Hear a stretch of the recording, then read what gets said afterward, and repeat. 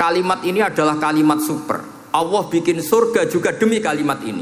Siapa yang menerima kalimat ini maka masuk surga. Yang menolak kalimat ini maka dimasukkan neraka.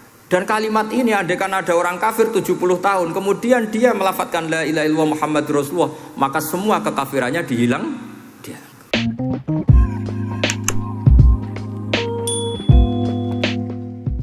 Bismillahirrahmanirrahim.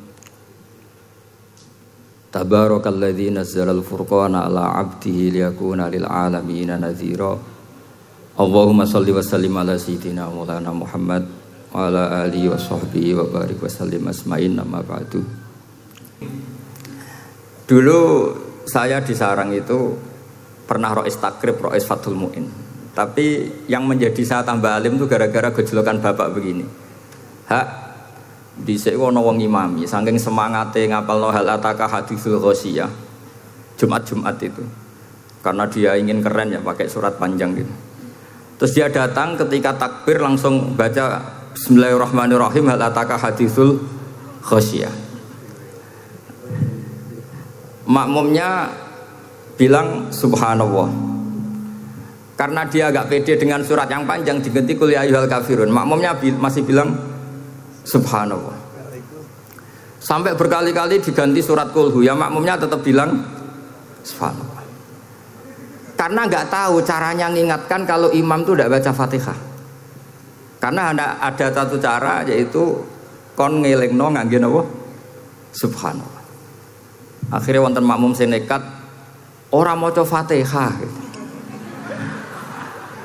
Nah, pertanyaan bapak saya, kamu harus berani ijtihad merubah hanya satu pakem mengingatkan imam tuh pakai subhanallah. Karena kalau kasus seperti ini nggak cukup diingatkan subhanallah. Niki adik-adik kira-kira batal mboten ngelingno imam muni ora maca Fatihah. Kalau sampean bilang batal berarti nggak ada solusinya. Kalau bilang sah itu beberapa kalimat yang dalam pakem sholat itu napa? Membatalkan. Sampean milih batal apa enggak? Enggak polling saja kayak pemilu. Sampai saya tuh cari-cari, akhirnya ketemu juga di kitab Mizan Kubro diterangkan oleh Imam Malik bahwa kalamul musolli, musolli itu ngomong kalau itu manfaat, tapi jangan ditiru loh ya, dan darurat, ya, dan darurat, maka itu boleh dan tidak membatalkan sholat. Misalnya imam sholat kemudian di bawahnya ada bom atau ada ular kobra, kalau nggak ada cara ya mau tidak mau harus diingatkan pakai kalimat. Karena kalau subhanallah tok nanti gonta-ganti surat saja. Tahu-tahu mati dipatok ular apa? Kobra. Sehingga dari gejolokan-gejolokan seperti itu akhirnya saya berpikir, sampai saya nyari kitab-kitab Al-Madzhabul Arba'ah. Karena memang nggak cukup. Terus pertanyaan kedua kata bapak saya tentang tradisi misalnya orang-orang kampung kalau bikin batu bata itu dari tanah, kemudian kadang makjunun bisirjin, kadang dicampur dengan apa? Sirjin. Enggak usah diterjemah, ini sambil latihan bahasa Arab katanya. Masa pondok internasional enggak bisa bahasa Inggris sama bahasa Arab? Jamu makjun. Makjun ya. Ternyata mazhab Syafi'iyahnya membolehkan atau nganggap alatut thaharah itu dua, al-ma' wa turab. Tapi ternyata dalam mazhab Hanafi termasuk alatut tathhir atau alatut thaharah itu an-nar, yaitu api. Alasan Abu Hanifah, orang mukmin yang banyak dosanya itu untuk masuk surga itu disucikan dulu di neraka. Artinya an-nar itu al-mutahhirah. Nar itu gunanya mensucikan. Sehingga batu bata karena sudah mengalami proses dibakar, maka berarti suci meskipun ma'junun bisirjin. Ya tapi jangan pakai tayamum, pakai apa?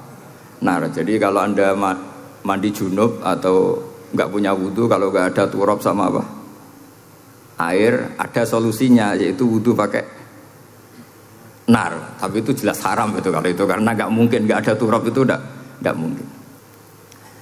Sehingga ini penting, gejolokan-gejolokan para ulama, para guru ini penting, karena ternyata para nabi itu menjadi pinter itu ya karena digojlok pangeran. Saya punya sekian contoh di kitab-kitab para wali. Ketika datang malakul mauti ke Nabi Ibrahim dan akan mengambil nyawanya, itu Nabi Ibrahim tangklek. kowe sapa? Aku malaikat. Ana apa? Ditugasno pangeran mencabut nyawa Anda. Terus kata Nabi Ibrahim, apa kamu tahu saya ini siapa? Ya tahu, Anda Khalilur Rahman, kamu kekasih Allah.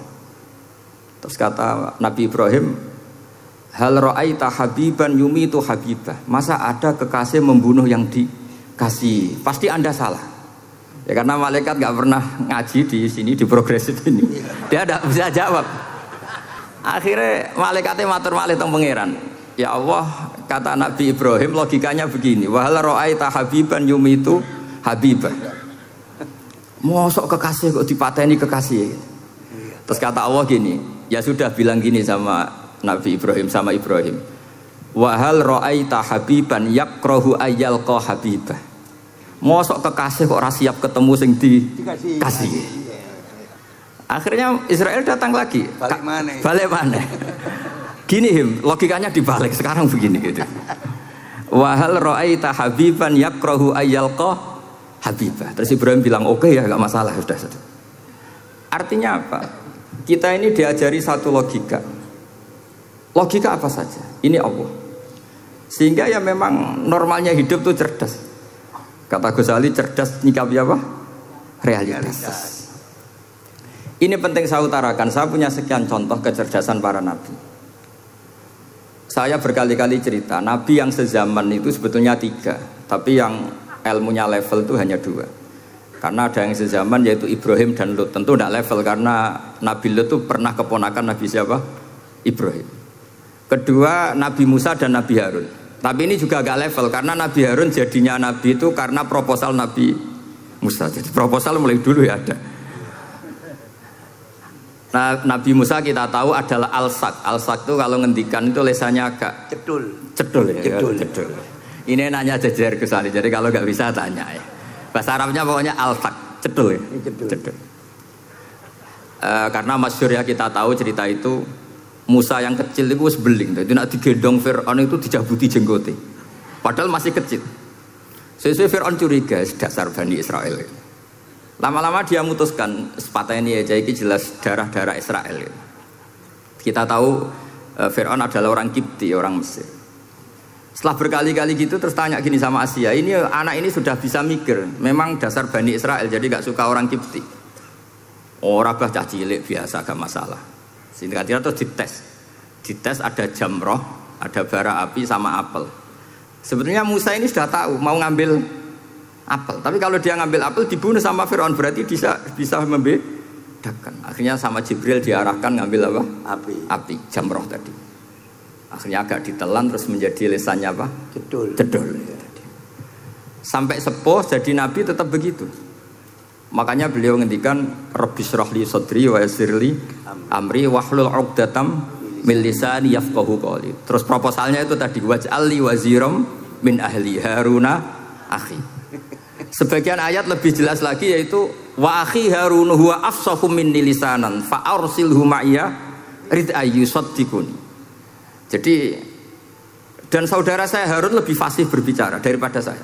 Jadi kualitas ilmiahnya bagus Musa tapi jubirnya itu Harun. Ya kira-kira kayak Mbah Lim dulu. Iya Mbah Lim. Ya. Jadi ini saya jubirnya Gus Ali, saya Harun, ini Musa. Maksudnya kaya karena sudah ada nabi. Singkat cerita karena Musa itu agak alsak sehingga Harun ini ya nggak levelnya. Padahal sezaman sehingga ya nggak pernah bantah-bantahan, nggak pernah adu argumen. Yang benar-benar nabi sezaman dan kemudian sering adu argumen adalah Isa dan Yahya. Kita tahu umurnya ya imbang, kualitas al-mazaya wal wada'il juga imbang. Nabi Isa kita tahu wa yukallimun nasa fil mahdi wa kahla. Mulai kecil bisa ngendikan ya sudah pinter. Nabi Yahya kita tahu ya Yahya khudil kitaba biquwah wa atainaul hukma sabiyya. Jadi sama-sama pinter. Wa hananan min ladunna wa zakah wa kana taqiyya. Itu dua beliau ini menjadi satu manhaj besar dalam Islam. Itu kalau main ke salah satu kampung, itu Nabi Isa tanyanya aneh. Aina syirarun nas? Orang-orang yang jelek-jelek itu di mana? Orang-orang fasik itu rumahnya mana? Kalau Nabi Yahya tanya, aina khiyarun nas? Orang-orang baik itu di mana? Akhirnya beliau ini saling berargumentasi. Kenapa kamu tanya aina syirarun nas gitu. Terus Nabi Isa katanya, "Lah kenapa kamu tanya aina khiyarun nas?" Terus kata Nabi Yahya, "Enak kancanan wong soleh, gak ruwet kan." Kancanan wong soleh itu kan enak, gak dibodoni, gak ruwet. Pemene kancanan wong mati wis ora iso bodoni gitu. Masyhur itu cerita Gus Dur, Gus kenapa sering ziarah? Kancanan wong urip sumpek. Iya.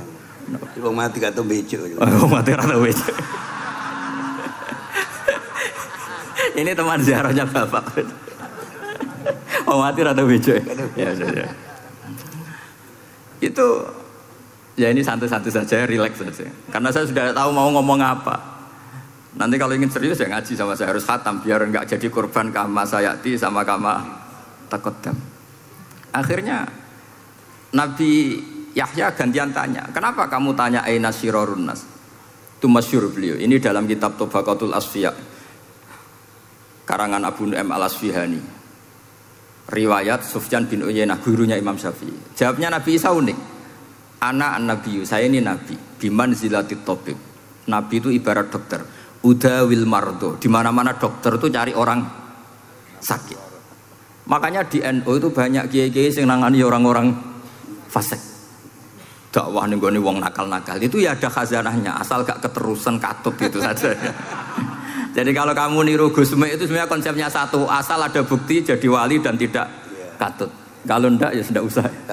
Gak usah wae kata Gus Ali sudah. Kalau gak kelasnya jangan. Sehingga dua beliau itu jadi khazanah besar. Misalnya Anda jadi kiai di daerah-daerah yang Islamnya sudah maju. Mungkin Anda ini hanya mendapat fasilitas dari Islam. Makanya saya sendiri secara pribadi, misalnya kecelok pinter, tah ranking, tah juara musabaqah tilawatil Quran, kadang dari sekian prestasiku untuk umroh mendapat. Karena kita punya prestasi di daerah yang prestis. Sementara teman-teman kita, makanya ini kalau ada santri progresif yang nggak pinter, tak kasih ijazah, tak kasih support. Barokahnya tidak pinter, akhirnya hidup di daerah tertinggal.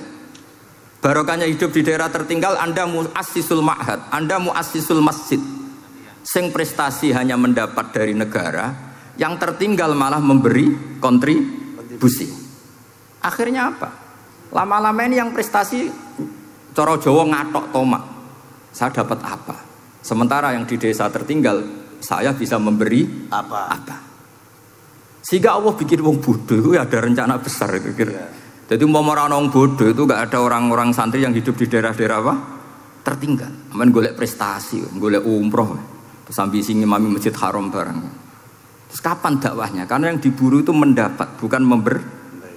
Ini bahaya sekali bagi Islam. Sehingga tradisi guru-guru kita, nah santri pinter yo dilem, santri bodoh yo dilem, santri bulet yo dilem, santri setengah bulet ya dilem sekabeh kaulane pangeran. Kok ana hikmahe dhewe-dhewe kata gitu. Tapi ini bukan justifikasi atau melegitimasi kenakalan anak-anak Anda. Ini semua cerita ilmiah. Kemudian ada perdebatan lagi. Dan ini nanti terusannya adalah al-ulama warasatul anbiya. Sayyid Abdul Al-Haddad itu masyhur.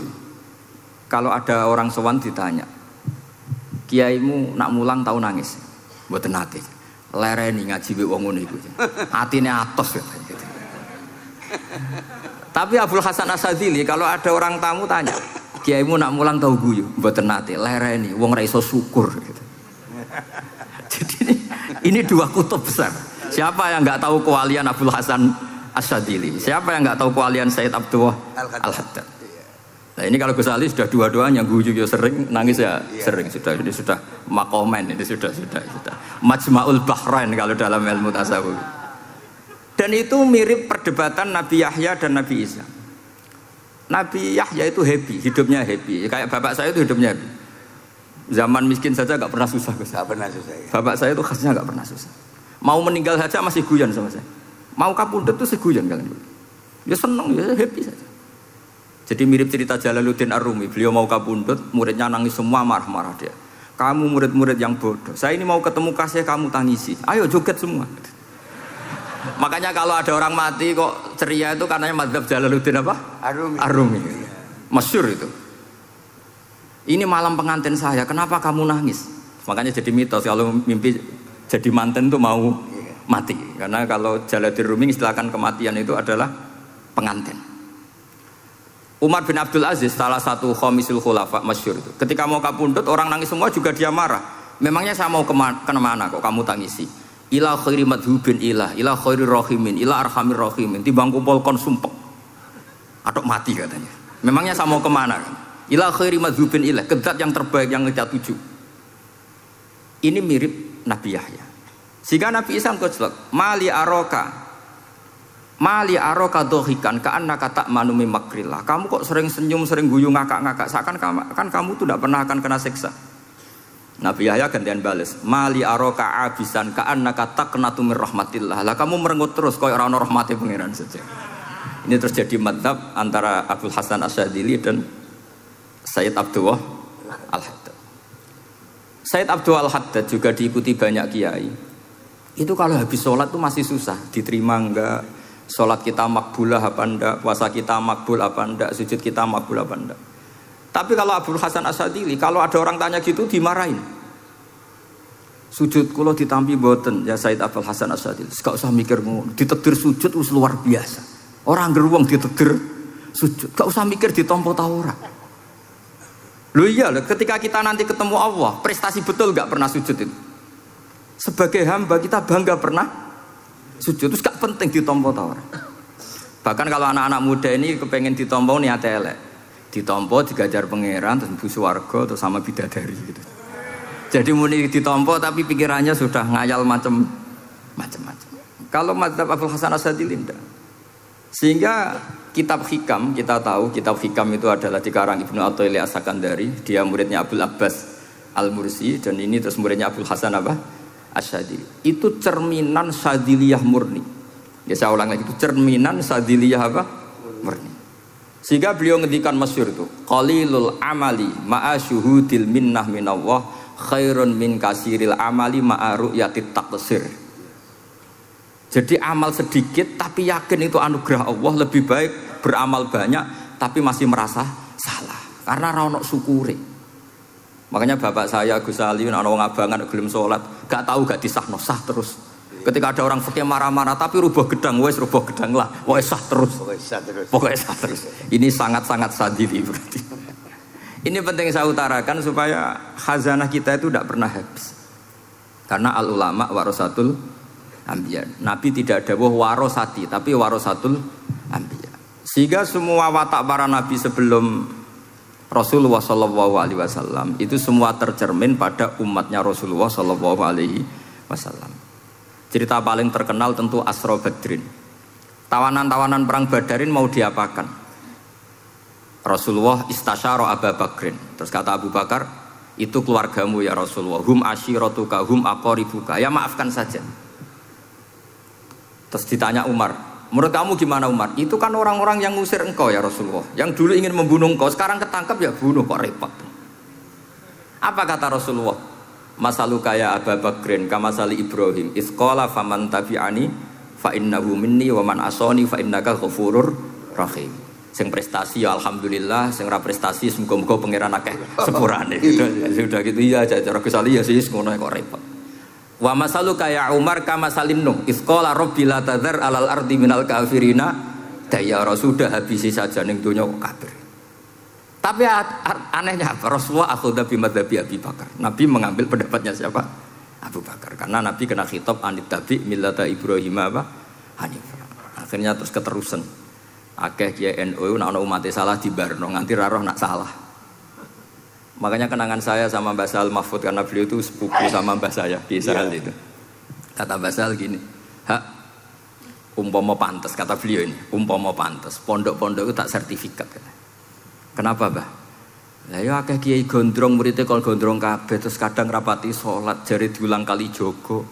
Engko neng kali-kali golek Nabi Khidir gak tau ngaji. Lah ngene ku nak ditakoki afiliasine kok NU gitu. Mau disertifikat, jadi distandarkan. Pokoknya anggar gak ana takribe ya ora NU gitu. Karena nanti kalau gak disertifikat ini terus khayal-khayal macam-macam ini rata-rata kan afiliasinya juga ngeklaim NU. Padahal ya itu tadi, jadi diulang kali jogo langsung diulang macam-macam. Ini penting saya utarakan karena standarisasi ini penting. Caranya gimana? Kita harus sebanyak mungkin baca khazanah Islam. Makanya Imam Ghazali, kayak apa pinternya Imam Ghazali? Beliau di akhir kitab Ihya ngendikan wa 'alaika bimudawamati mutalaati kitab Khilyatil Auliya wa Tabaqatil Asfiya. Sehingga kita akan punya khazanah yang luar biasa. Saya punya banyak tentang kearifan ya para ulama-ulama dulu. Di antaranya dulu saya sering diceritain bapak tapi gak paham, tapi setelah saya ngaji lama-lama paham.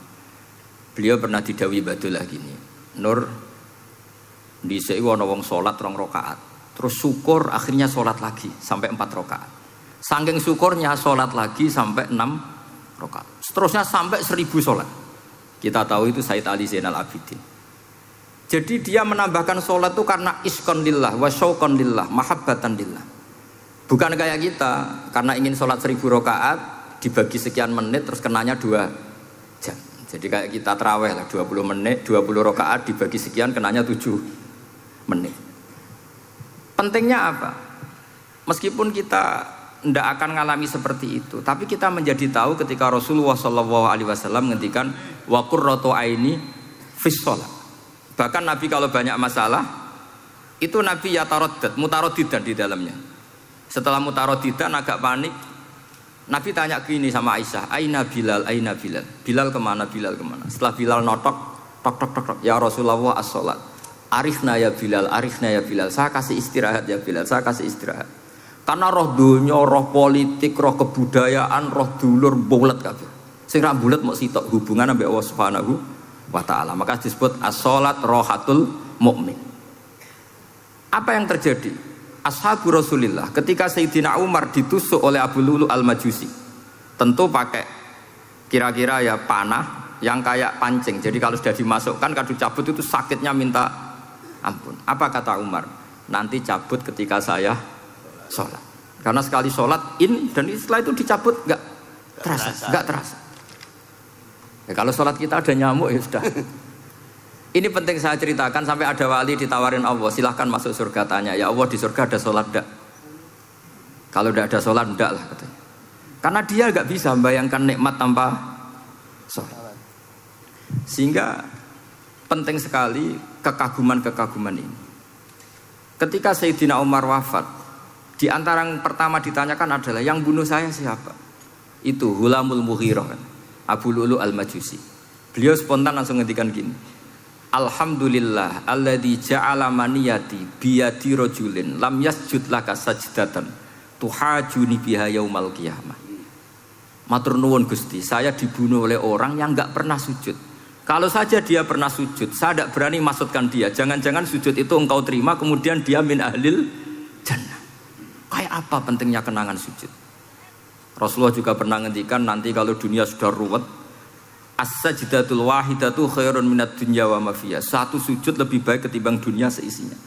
Karena itu kelayakan kita sebagai hamba. Makanya Abu Hasan Asadili ngendikan, sudahlah kafal amilina jazaan an radhiyakalaka ahlan. Sudah ditakdir ngamal sudah harus syukur. Kok mikir ditompo ta ora usah, gak penting. Itu madzhab Abu Hasan Asadili. Dan itu ditiru para kiai-kiai kita. Madzhab Said Abdul Haddad juga ditiru kiai-kiai kita. Sehingga sedekah Rasulullah ketika ngendikan al ulama warasatul anbiya. Ini penting saya utarakan karena khazanah kita biar tetap kaya. Makanya masyhur dalam Manaqibul Ghazali kita tahu Imam Ghazali itu orang yang luar biasa, pengarang Ihya. Saya punya banyak karangan beliau, Al-Arba'in Al-Usul. Tapi yang paling saya cintai tentu Ihya, kitab Mustasfa, kitab Qawaid Fikih itu Usulul Fikih. Manaqibul Ghazali adalah Rasulullah pernah jejer Nabi Musa. Terus Rasulullah ngendikan ulama ummati ka anbiya'i Bani Israel. Terus kata Nabi Musa, yang benar saja, masa ulama kok kapasitasnya kayak Nabi, apapun hebatnya itu enggak mungkin lah kapasitasnya kayak Nabi. Terus kata Rasulullah, ya sudah buktikan saja. Terus dipanggillah Imam Ghazali. Ketika dipanggil, ini katanya Ghazali katanya. Ditanya sama Nabi Musa, siapa namamu? Ana Muhammad bin Muhammad Al-Ghazali At-Tusi Asy-Syafi'i. Mau jawabnya panjang. Terus kata Nabi Musa, kecangkeman gitu, cara orang Jawa itu kecangkeman, ditakoki jeneng kok jawabnya kakean. Terus kata Imam Ghazali, ya lumayan saya.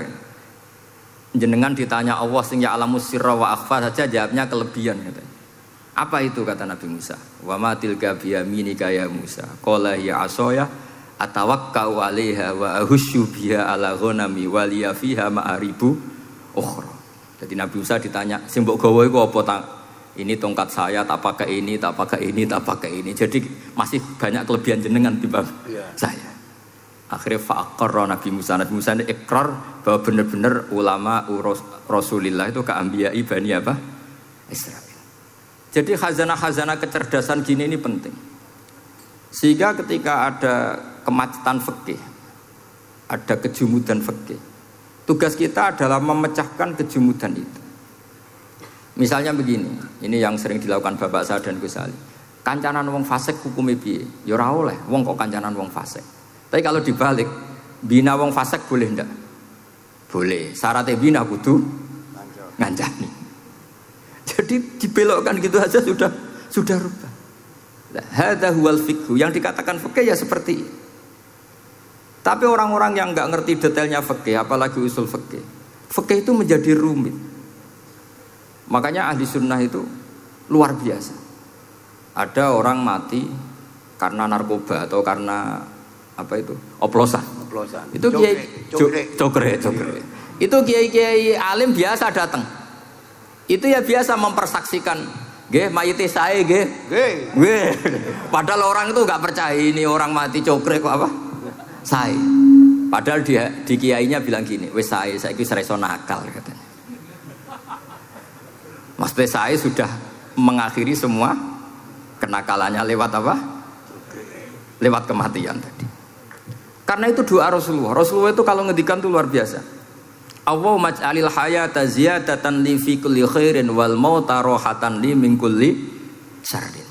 Ya Allah, jadikan hidup ini ziyadatan li fi kulli khairin. Jadi anggap saja kalau hidup itu berarti potensi tambah baik.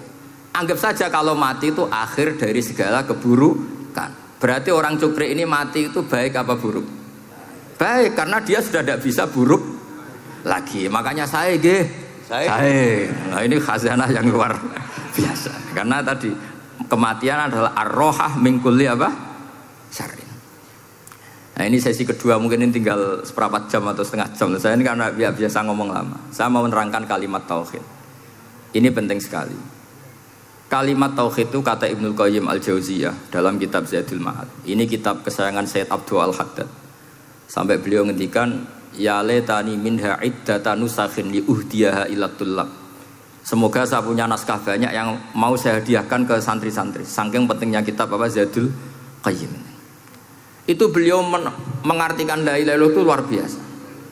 Kalimat ini adalah kalimat super. Allah bikin surga juga demi kalimat ini. Siapa yang menerima kalimat ini maka masuk surga. Yang menolak kalimat ini maka dimasukkan neraka. Kita tahu neraka itu kalau ada batu dicemplung itu sampai ke bawah itu nunggu 70 tahun. Kayak apa kedalamannya? Bego siapa saja tidak akan bisa itu bikin apa? Neraka. Karena kalau batu dijatuhkan nunggu 70 tahun itu sampai qariha. Itu dibikin juga untuk orang yang menolak la ilaha illallah. Kemudian karena manusia butuh latihan, dibikinlah langit dan bumi supaya didiami manusia untuk menerima konsep la ilaha illallah. Karena manusia butuh pelatih, diutuslah para rasul untuk melatih la ilaha illallah. Dan kalimat ini andaikan ada orang kafir 70 tahun, kemudian dia melafadzkan la ilaha illallah Muhammad Rasulullah, maka semua kekafirannya dihilang dia. Maka santri-santri yang aswaja ini harus yakin, ia adalah kalimatun dakhala bihal kafiru al-islam. Ini kalimat yang orang kafir 70 tahun saja menjadi muslim. Tapi sekarang banyak gerakan dengan kalimat yang sama malah orang Islam menjadi kafir.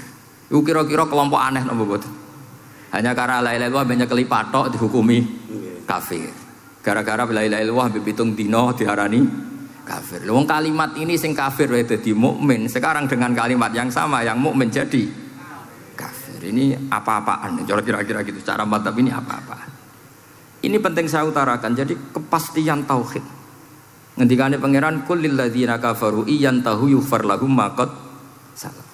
Makanya Abul Hasan As-Sadili ketika nafsirkan fa'lam annahu la ilaha illallah wastaghfir li dzambika walil mu'minina wal itu ai bihadhil kalimah kata beliau.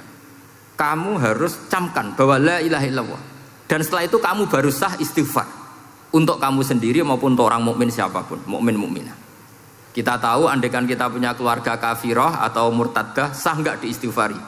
Tidak sah. Tapi sefasik apapun asal dia min ahli tauhid maka sah diistighfari. Karena fa'lam annahu la ilaha illallah wastaghfir lidzambika walil mu'minin. Jadi sahnya mengistighfarkan orang lain hanya dengan satu syarat, yaitu dia min ahli la ilaha illallah Muhammadur Rasulullah. Sehingga dalam cerita-cerita kewalian, dan ini saya percaya cerita ini karena saya pernah menemukan di Musnad Ahmad, saya menemukan di Ithaf syaratnya Ihya, juga di kitabnya Said Muhammad Abu Abdul Farad itu. Dulu itu ada wali yang tukang bikin Istanbul itu. Pernah dengar tuh Istanbul itu yang Quran kecil itu. Kalau sekarang kan dibikin masif, mau 5.000-an. Kalau dulu masih asli. Itu Kiai Sarbini itu kayak Mbah Khalil Bangkalan. Jadi karena dia orang penting itu, nak diundang orang itu, ya engkau nak ditakoki pangeran muni rombongan. Jadi kayak Mbah Khalil juga Mesir gitu. Terus ditinggal lagi. Engkau takoki pangeran muni ngenteni Mbah Khalil, ngenteni rombongan. Ya sudah gitu dong. Tapi karena beliau terkenal wali ya. Singkat cerita kalau Sohibul Bait ini nggak terima karena pas 7 hari sampai di sebelah sapi apa-apa ternyata dia tahlilnya sebentar. Terus kata beliau, ya sudah semua makanan itu ditimbang pakai pohon kelapa. Yang satu kosongin katanya. Kifatul mizan yang satu atau kafatain mizan yang satu dikosongin. Beliau datang yang bikin Istanbul tadi. Bilang bis itu sudah jompat kan. Sudah tinggi bismillahnya. Kata beliau, bismillahku ra genep ae wis ngalahno pakananmu, apalagi genep kata. Ini penting saya utarakan nanti di cerita yang di kitab Musnad Ahmad. Ini perlu dicamkan. Saya hafalkan hadis itu. Inna wa ta'ala istakhlasa rajulan min ummati ala ru'usil khalaik. Setelah dipertontonkan, fayan syuru alaihi tis'an wa tis'ina sijillan. Kullu sijillin minha maddul basar. Jadi ketika dipertontonkan itu ada satu box, yang satu boxnya itu sudah sepanjang mata melihat. Sudah satu boxnya saja itu mislu maddil basar, sepandang mata melihat. Apalagi di 99. Terus Allah itu fair, Allah tanya, afalaka uzrun, apa kamu melakukan kesalahan banyak ini punya alasan? Enggak katanya. Adzolamat kata badi al-hafidun, apa memang malaikat itu sentimen sehingga salah kamu tok yang ditulis, kalau kamu enggak salah enggak ditulis? Enggak ya Allah. Terus kata Allah, bala innalaka inti hasanah, kamu masih punya satu kebaikan. Ketika Allah bilang kamu punya satu kebaikan, apa kata lelaki tadi? Nah, gunanya apa ya Allah satu kebaikan dibanding kesalahan yang sebanyak itu? Akhirnya kesalahan yang sebanyak itu ditimbang. Si timbang satunya itu hanya la ilaha illallah Muhammadur Rasulullah. Fato syat as-sijilat. Semua catatan salah tadi kalah. Kenapa? Fala yaskulu ma'asmillahi ta'ala syai'un. Karena di dunia maupun akhirat tidak ada yang bisa mengalahkan kalimah thayyibah. Tapi sekarang kalimah thayyibah itu jadi tersangka. Nah ini makanya saya mohon santri-santri, hujjiyatu ahli sunnah wal jamaah ini harus mustaqirrah, harus sabitah, harus benar-benar berargumentatif. Sehingga kita tahu setahu-tahunya bahwa kalimat ini adalah kalimat yang orang kafir saja menjadi muslim. Masa dengan kalimat yang sama orang mukmin menjadi kafir. Ini penting saya utarakan karena kita harus terus belajar. Caranya gimana? Ya diantaranya tadi belajar kitab Ihya, beberapa kitab. Sehingga khilaf-khilaf fikhiyah, meskipun kita tidak bidangnya misalnya, itu tetap punya kualitas yang luar biasa. Saya sampai sekarang menerima sorogan kitab Mahalli. Itu di situ ada perdebatan unik. Boleh enggak misalnya jenazah itu diletakkan di belakangnya yang sholat? Kata kaul awal enggak boleh. Di mana-mana jenazah itu ya di depannya orang apa? Sholat. Tapi kata kaul sani, ya boleh saja jenazah itu enggak imam katanya. Iya. Sehingga pentingnya kaul sani adalah kalau Anda di Arab Saudi itu jenazah-jenazah tetap di kamar mayat, kemudian yang sholat ya di depan jenazah. Karena kalau dipaksakan di depan berarti jenazahnya di dekat apa? Ka'bah. Kayak apa kreditnya Mekah. Nah, meskipun kita tidak melakukan itu karena nanti dianggap aliran apa? Sesat. Ada jenazah kok di belakang kita sholat apa? di depan. Tapi ini ilmu harus kita dengar. Iya. Begitu juga khilafnya kaul qadim dan kaul jadid.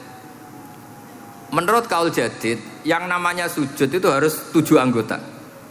Karena kata Rasulullah SAW, umirtu an asjuda ala sab'ati a'zumin al-jabhah wal yaden wal rubbaten wal kodamen. Berarti al-jabhah 1, yaden 2, kodamen rubbaten 2, kodamen 2. Sehingga kalau kiai-kiai fanatik fikih itu nak anak-anak sujud ngongkrong dipetel-petel loh.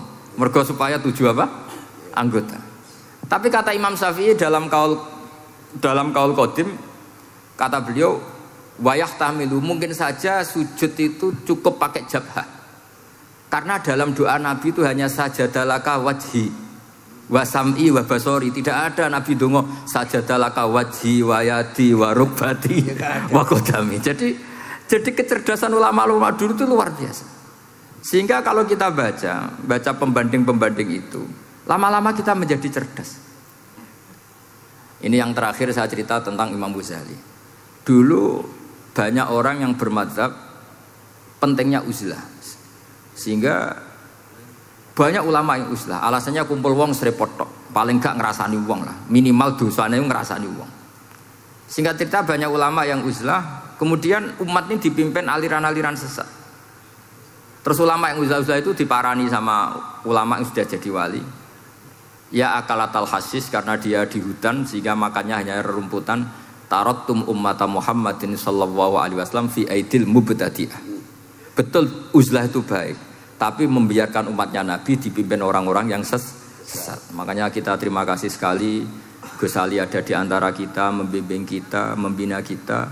Jangan terus dunia wis rusak tinggal nawa tidak bisa. Ini ummatur Rasulillah, ummatun marhumah, ummatun mahfudhah, ummatun mar'iyah. Insyaallah apapun kondisinya kita tunggoni, baik dalam skala negara, masyarakat maupun kultural. Saya kira demikian. Wassalamualaikum warahmatullahi wabarakatuh.